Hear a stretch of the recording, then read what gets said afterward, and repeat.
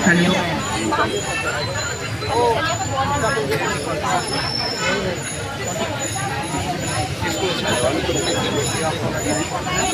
आपने बताया भैया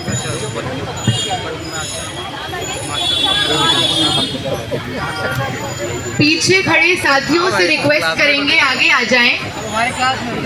आज की सभा, पब्लिक मीटिंग और फिर मार्च, इसके बाद हम लोग शुरू करेंगे आइसा की तरफ से, ऑल इंडिया स्टूडेंट्स एसोसिएशन की तरफ से।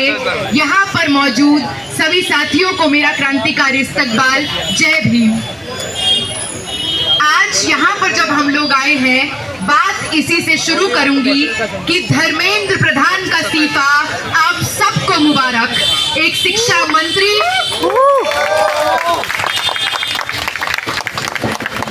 जिसने सालाना 13,000 हमारे साथियों की संस्थागत हत्या की, 40 दिन का वो आंदोलन जो जंतर मंतर पर आबाद रहा, 22 लोगों की जान खा जाने के बाद लगातार 10 साल में 89 पेपर लीक, और उसके बाद भी ये हिम्मत, ये इंप्यूनिटी फील करना कि कोई Rajnath Singh had the audacity to say कि एनडीए सरकार में इस्तीफे नहीं होते होंगे एनडीए सरकार में, लेकिन देश लोकतंत्र से चलता है, संविधान से चलता है, और देश के छात्र युवा इस चीज को इस्टेब्लिश करते हुए आपकी एरोगेंस को भी तोड़ दिया। आपके हर तरह से देश में निरंकुशता, देश में गैर जवाबदेही, साजिश रूप से इस्टेब्लिश करने के इस घमंड को भी चकनाचूर कर दिया कि लोकतंत्र चलेगा जवाबदेही से।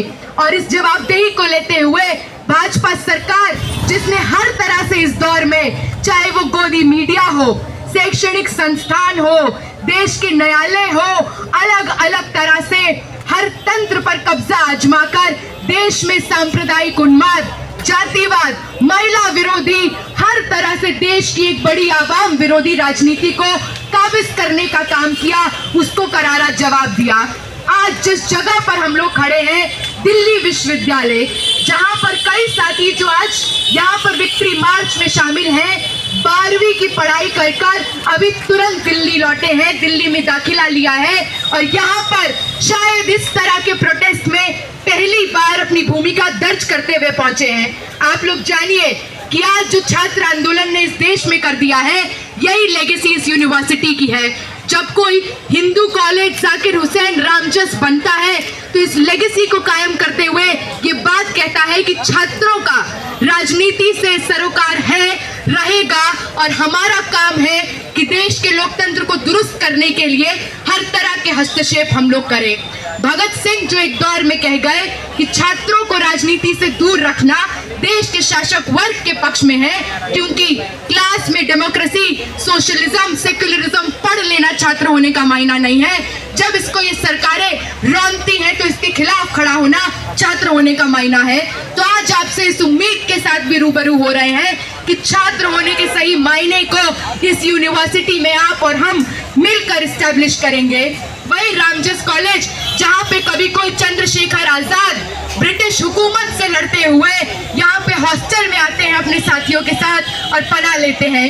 इसी यूनिवर्सिटी में कोई मिरांडा हाउस और IPCW है, जहाँ पर एक दौर में कहा गया कि महिलाओं का तो खास कर राजनीति से कोई लेना देना नहीं। उस बात की कमर तोड़ते हुए महिलाओं ने इन दोनों कॉलेजेस की दीवारों को लांघते हुए आज़ादी के आंदोलन में, क्विट इंडिया मूवमेंट में, तमाम ऐसे आंदोलनों में अपनी भूमिका निभाई। आज जब हमने देखा कि जंतर मंतर के प्रोटेस्ट में जिस तरह से इंटिमिडेट करने का काम ये सरकार करती है, यहाँ से हम ये बात कहना चाहते हैं कि हमारी यूनिवर्सिटी के साहिल लोचप को पैलेट गन लगा, और हमारे पीछे गेट नंबर 4 के अंदर अपनी आलीशान कुर्सी पर बैठा वाइस चांसलर एक एडवाइजरी इशू करता है, जिसमें कहता है कि दोस्तों हिम्मत मत करना कि जाकर जंतर मंतर के प्रोटेस्ट में शामिल हो जाओगे, नहीं तो लीगल कॉन्सिक्वेंसेस होंगे। जिस यूनिवर्सिटी के वाइस चांसलर को अपने ही स्टूडेंट्स के प्रति कोई जवाबदेही नहीं है, यहाँ से हम तमाम उन साथियों को अपनी सॉलिडारिटी एक्सटेंड करते हैं जिन पर बर्बर पुलिस दमन हुआ, पैलेट गन चलाए गए, रबर गन चलाए गए। इसी यूनिवर्सिटी के यूनियन में 3 सीट लेकर लगातार धन बल, गुंडा परिषद के जो लोग हैं, जो ऑफिस बेयरर्स हैं, वो लगातार वीडियो इशू करते हैं इस बात को कहते हुए कि छात्रों पे जो हिंसा हुई वो इसलिए हुई क्योंकि छात्र हिंसक होंगे जरूर। जहां पर हाथ में संविधान लेकर इस बात को कहते हुए कि शिक्षा प्रणाली में शरण को नहीं झेलेंगे, हम लोग जिन परिवारों से आते हैं, उन खानदान, परिवार, समाज से आ रहे हम आखिरी लोग हैं और आप चाहते हैं कि हम आखिरी बने रहे, तो उस आखिरी बने रहने के खिलाफ की लड़ाई को लड़ते हुए ही कह रहे हैं कि हर तबके, हर धर्म, हर जाति, हर जेंडर से शिक्षा में आपको बेहतरी और बराबरी सुनिश्चित करनी होगी। उन लोगों पर भाजपा सरकार, अमित शाह की पुलिस लाठियां चलाती है, टीयर गैस चलाती है और आप जानिए कि तमाम लोगों की हिम्मत इसके बावजूद नहीं टूटती है। लोग अपना फर्स्ट एड कराकर, सर पर पट्टी बांधकर, पैर में फ्रैक्चर हो गया है उसको दिखाकर डॉक्टर से वहां पर पहुंचते हैं क्योंकि वो ये जानते थे कि ऐतिहासिक जिम्मेदारी उनके कंधों पर है। आज नहीं लड़े तो कल को ये जो हुजूरे आला जो गद्दी पे बैठे हैं वो हमारा भविष्य नीलाम कर देंगे। आप सबको बस यही कहना चाहेंगे, आगे की लड़ाई के लिए यहाँ पर हम लोग एकत्रित हुए हैं। 4 ईयर अंडर ग्रेजुएट प्रोग्राम के खिलाफ लड़ना है, जिसने हमको कहा कि हिस्ट्री, पॉलिटिकल साइंस, इकोनॉमिक्स पढ़ने आए हो, स्किल इन्हांसमेंट के नाम पर, वैल्यू एडिशन के नाम पर पढ़ाया जाएगा योगा, स्वच्छ भारत, फिट इंडिया, ऐसे कोर्सेज पढ़ाए जाएंगे जिससे 10-15 हजार से ज्यादा की नौकरी ना मिल जाए। FYUP के खिलाफ, NEP के खिलाफ, NTA के खिलाफ की लड़ाई को यहाँ से आगे पुरजोर तरीके से आपको और हमको बढ़ाना है। इन्हीं सब बातों के साथ आप सबका शुक्रिया जो आप यहाँ पर आए। बस इसी स्पिरिट को जो इस आंदोलन ने आप में हम में भरा है, इसको जिंदा रखना है, आबाद रखना है। हॉस्टल से लेकर मेट्रो पास से लेकर जातिगत हिंसा से लेकर लैंगिक हिंसा के खिलाफ इस विश्वविद्यालय में तमाम आंदोलनों में अपनी हिस्सेदारी निभानी है। आप सबको इंकलाब जिंदाबाद। और इसके साथ आज हमारे साथ यहाँ पर आइसा की ऑल इंडिया प्रेसिडेंट नेहा मौजूद हैं। नेहा, मनीष, आमीन, सोनम वांगचुक के साथ 23 दिन की भूख हड़ताल पर बैठे। हमारे बीच में यहाँ पर दीपक भी है। दीपक श्यामलाल कॉलेज के स्टूडेंट हैं जिन्होंने जंतर मंतर पर 16 दिन की भूख हड़ताल की। तो अब मैं नेहा को बुलाना चाहूंगी। नेहा आएंगे और अपनी बात रखेंगे। और साथियों, क्योंकि आप लोग जानते हैं कि इस देश में इस लड़ाई को लड़ता हुआ आइसा आगे भी इस आंदोलन को बढ़ा रहा होगा। इस आंदोलन से जुड़ने के लिए, आइसा से जुड़ने के लिए यहाँ पे एक मेंबरशिप काउंटर है। आप लोग, तमाम लोग वहाँ पर जाकर आइसा की सदस्यता ले सकते हैं। कॉमरेड नेहा।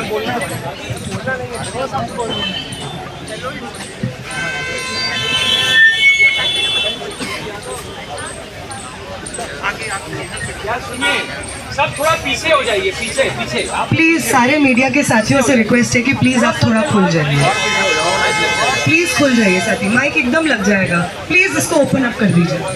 थोड़ा पीछे कर दीजिए, थोड़ा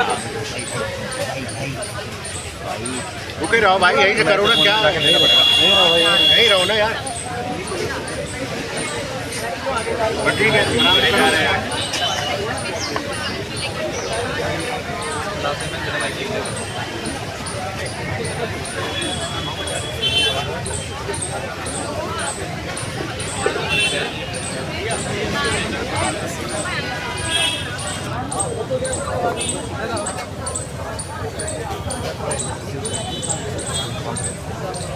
हेलो, आप सब DU के स्टूडेंट्स जो फर्स्ट ईयर में अभी एंटर किए हैं और आपने अपने घरों में बैठ के अपने मोबाइल स्क्रीन्स में एक बहुत बड़ा मूवमेंट अपनी आंखों के सामने अनफोल्ड होते हुए देखा।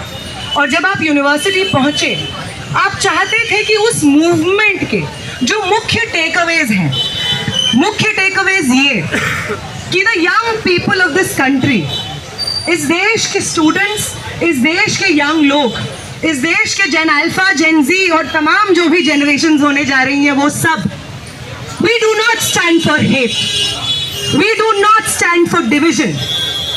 आप बार बार हमें जाति के नाम पे, धर्म के नाम पे, जेंडर के नाम पे, भाषा के नाम पे, रीजन के नाम पे और समाज में जितने पावर हायरार्कीज एग्जिस्ट करते हैं उन पावर हायरार्कीज के नाम पे आप हमें डिवाइड अब नहीं करेंगे।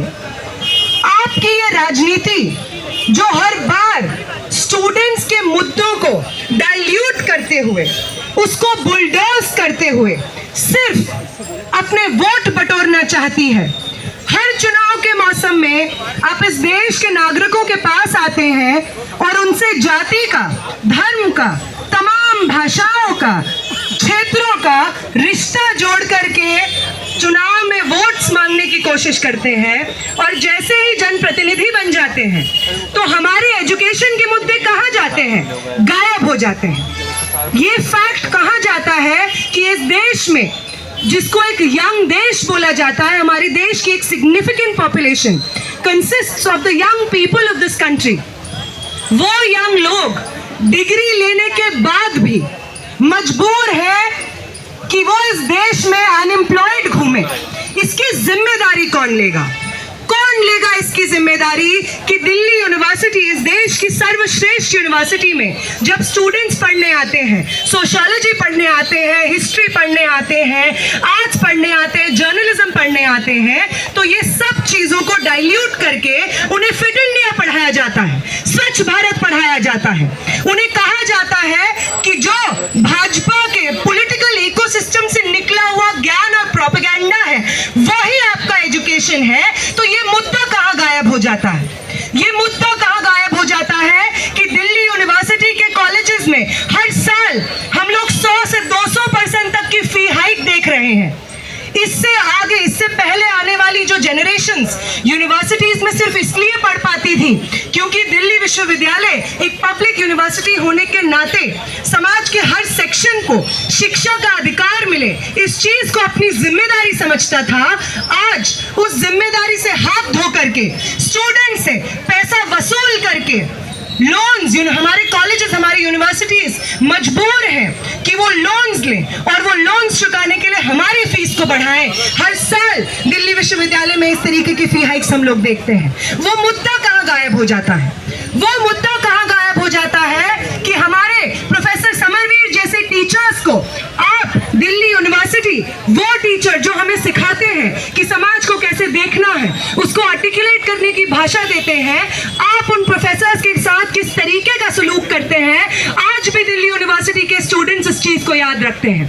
हम याद रखते हैं कि लक्ष्मण यादव जैसे प्रोफेसर्स को किस तरीके से आप अपने पॉलिटिकल अपॉइंटमेंट्स करने के लिए छाट देते हैं। हमें याद है कि वो प्रोफेसर्स जो यूनिवर्सिटीज में हर इशू पे हमारे साथ खड़े रहते हैं पिलर्स की तरह, आप किस तरीके से उन प्रोफेसर्स को टारगेट करते हैं। हम जानते हैं शहीद भगत सिंह का एग्जाम्पल, हम जानते हैं शहीद भगत सिंह कॉलेज का, जहां पे एक स्टूडेंट के ऊपर जातिवादी टिप्पणी की जाती है वहां के प्रिंसिपल के द्वारा, उनके साथ हिंसा होती है और वहां पे अगर कोई उस एडमिनिस्ट्रेशन से लड़ने के लिए ताकत खड़ी रहती है तो उस ताकत का नाम स्टूडेंट मूवमेंट होता है, उस ताकत का नाम आईसा होता है।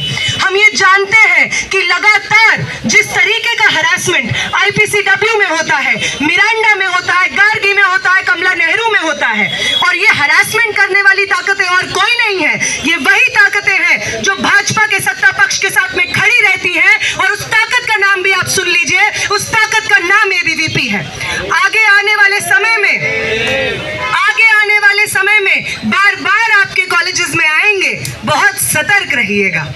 आपको बार बार वो बोलेंगे कि हम तो हिंदुस्तानी सभ्यता को रिप्रेजेंट करते हैं, हम तो कल्चर को रिप्रेजेंट करते हैं, ट्रेडिशन को रिप्रेजेंट करते हैं। वो स्नेह जो आपको अपने परिवार के प्रति महसूस होता है, we all love our families, जो प्रेम आपको अपने परिवार के प्रति महसूस होता है, उसको एक्सप्लॉइट करके आपको बोलेंगे कि आइए ABVP में आइए भाजपा से जुड़िए, आइए हमारी विचारधारा से जुड़िए। जब जब वो आपको इस तरीके की चीजें बोले, उनसे कुछ सवाल पूछिएगा उनसे कि जब जंतर मंतर पे स्टूडेंट्स 50 दिन से अपने भविष्य और शिक्षा के लिए जद्दोजहद कर रहे थे, 23 दिन की भूख हड़ताल कर रहे थे, तब ABVP की तरफ से एक इंसान क्यों मौजूद नहीं था जंतर मंतर पे? पूछिएगा। पूछिएगा उनसे, पूछिएगा उनसे कि मिरांडा हाउस में जब जब चुनाव होता है, गेट तोड़ करके आपके संगठन के पुरुष दिन दहाड़े महिलाओं के कपड़ों पे कमेंट करते हुए, मार्जिनलाइज्ड जेंडर आइडेंटिटी से आने वाले लोगों के कपड़ों पे कमेंट करते हुए हमारे ही कॉलेज में, हमारी ही यूनिवर्सिटी में हमें अनसेफ क्यों महसूस कराते हैं?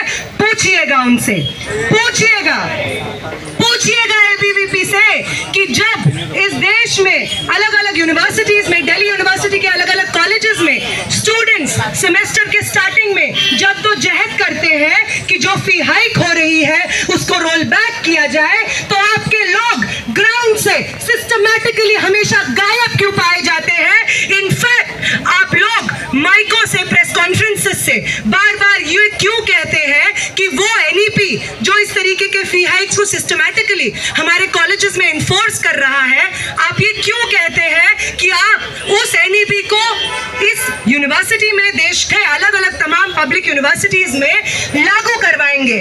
आप क्या स्टूडेंट्स के फी हाइक के मुद्दे के खिलाफ नहीं खड़े हैं?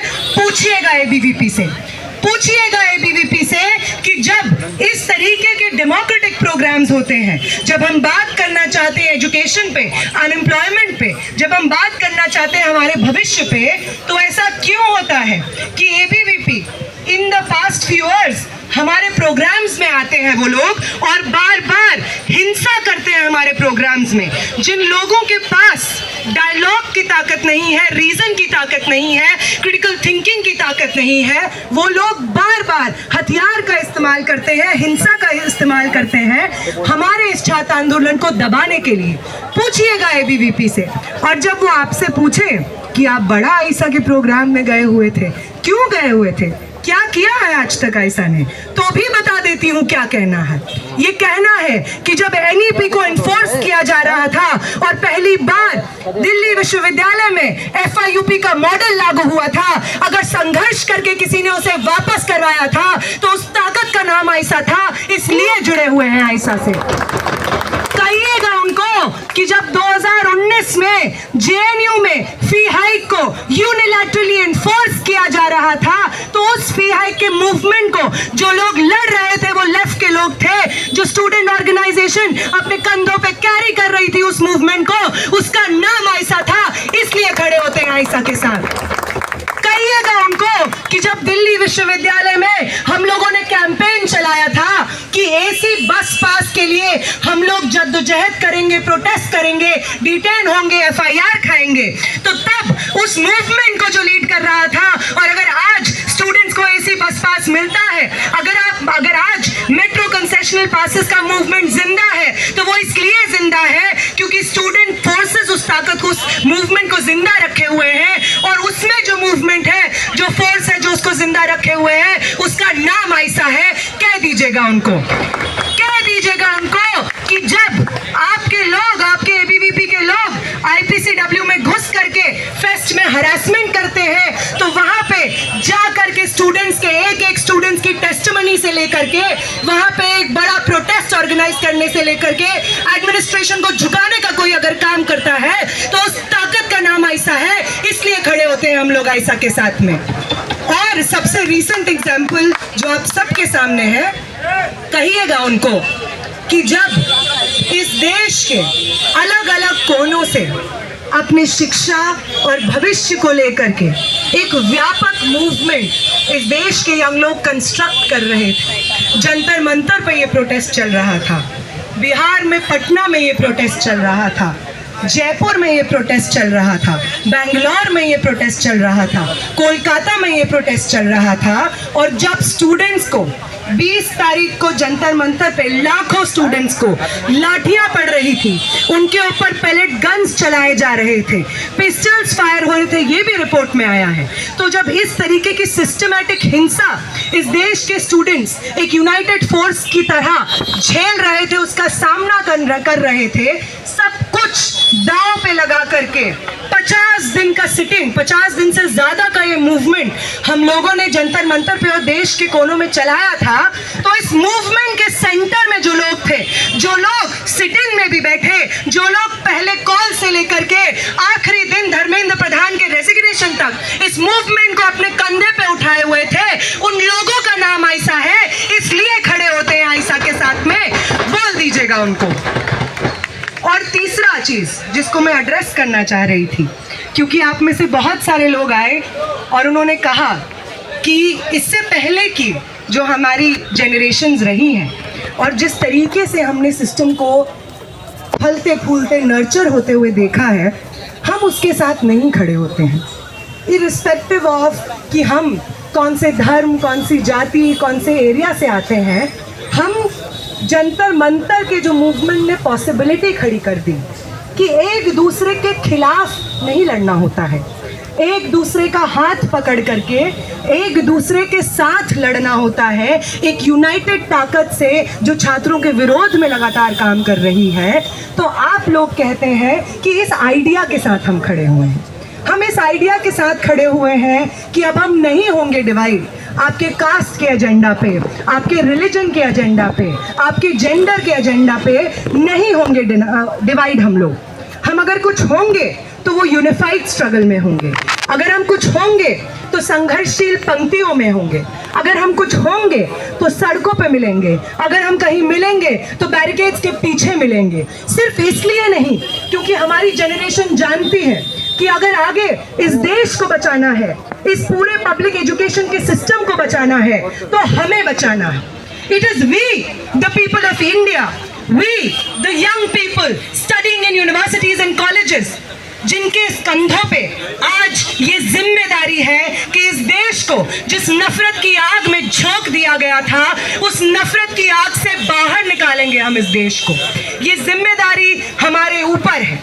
ये जिम्मेदारी समय समय पे इस देश के नौजवानों ने, इनफैक्ट दुनिया भर के अलग अलग देश के नौजवानों ने इस जिम्मेदारी को निभाया है। और आज हम अपने देश में जिस तरीके की नफरत देख रहे हैं, जिस तरीके की लूट देख रहे हैं, जिस तरीके के पब्लिक यूनिवर्सिटीज को बेचा जा रहा है, शिक्षा को बेचा जा रहा है, अगर किसी को इस देश को बचाना है, शिक्षा को बचाना है, तो it has to be our generation.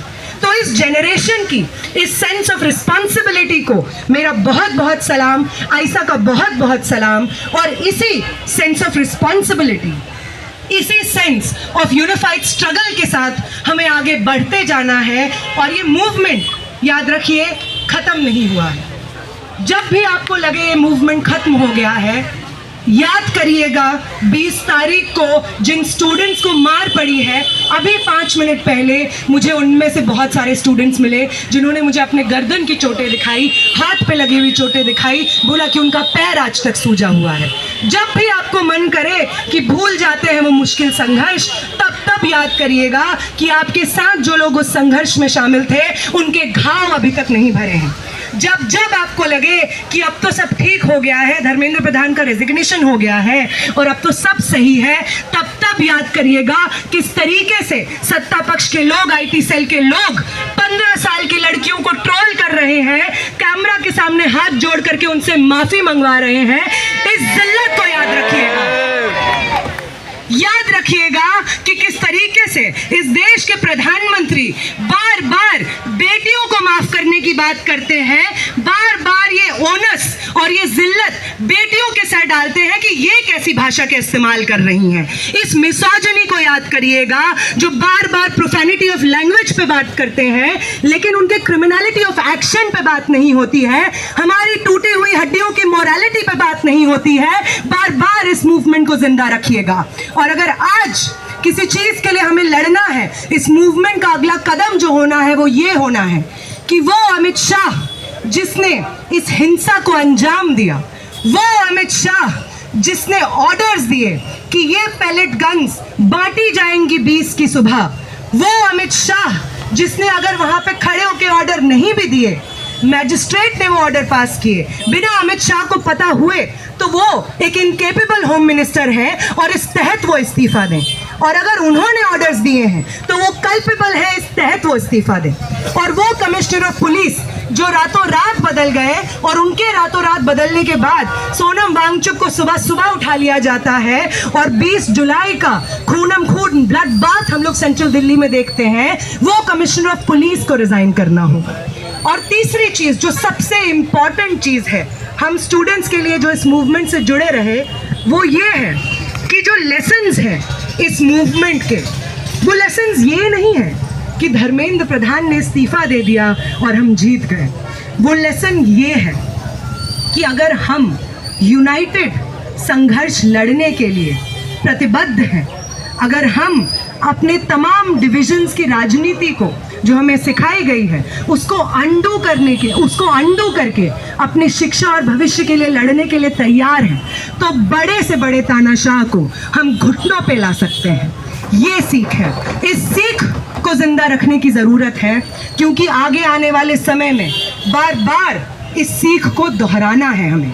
बार बार वो संघर्ष जो अधूरे रह गए हैं, वो संघर्ष उन वर्कर्स के जो अभी भी बंद हैं जेलों में, नोएडा में, मानेसर में, वो संघर्ष ट्रांस बिल का जो ट्रांस एक्ट बन गया पर उसे रोल बैक नहीं कराया गया, वो जिंदा है। वो संघर्ष की तमाम पॉलिटिकल प्रिजनर्स जो हमारी यूनिवर्सिटीज से निकले वो आज भी बिना ट्रायल के जेलों में बंद है, वो संघर्ष जिंदा है। वो संघर्ष की विमेन्स रिजर्वेशन बिल और उसके अंदर कोटा विद इन कोटा की बात करते हुए उसको पास किया जाए, वो संघर्ष अभी भी जिंदा है। SIR के खिलाफ चोट करना अभी जिंदा है। लिमिटेशन के इनके एजेंडा के खिलाफ चोट करना अभी जिंदा है। तमाम जन संघर्ष जिसमें जनता सड़कों पे उतरी हुई है और सत्ता को चुनौती दे रही है, उन तमाम संघर्षों में हमारी भागीदारी अभी बाकी है। धर्मेंद्र प्रधान के इस्तीफे से जो ऊर्जा हमें महसूस होती है, उस ऊर्जा को इन जन आंदोलनों की तरफ लगाना है। हमारी यूनिवर्सिटीज कॉलेजेस का नक्शा बदलना है। वो लोग जो सालों साल, अभी 1 महीने का समय अपने आंखों के सामने आप दिल्ली यूनिवर्सिटी को बदलते हुए देखेंगे, पहचान नहीं पाएंगे कि 1 महीना पहले इसी सड़क पे खड़े हुए थे क्या। इसलिए इस पे बात करना चाहती हूँ मैं, बहुत जरूरी है। वो लोग जो बार बार दूसरों में ऑफिस बेरर बन जाते हैं और इस ऑफिस को, यहाँ पे स्टूडेंट यूनियन का ऑफिस है, उसको ऑक्यूपाई करते हैं और उस ऑफिस से छात्रों के हित में एक आवाज नहीं निकलती है। देश को बदलने की शुरुआत अगर दिल्ली यूनिवर्सिटी के छात्रों को करनी है तो सबसे पहले दूसरों को बदलने की शुरुआत करनी होगी। दिल्ली यूनिवर्सिटी में जो स्टूडेंट रिप्रेजेंटेटिव्स चुने जाते हैं, उनकी नफरत की राजनीति को बदलने से शुरुआत करनी होगी। हर कॉलेज में, हर जोन में कालका जी हो गए, शहीद भगत सिंह हो जाए, जाकिर हुसैन हो जाए, PGDAV हो जाए, लक्ष्मीबाई हो जाए, मिरांडा हो जाए, तमाम लॉ सेंटर हो जाए, तमाम कॉलेजेस, डिपार्टमेंट सेंटर से हमें इस राजनीति को तोड़ना है और इसके बरक्स हमारे छात्रों के हित में जो राजनीति होगी उसको एस्टैब्लिश करना है। आपका बहुत बहुत शुक्रिया यहाँ पे आने के लिए, सुनने के लिए। इनकलाब जिंदाबाद।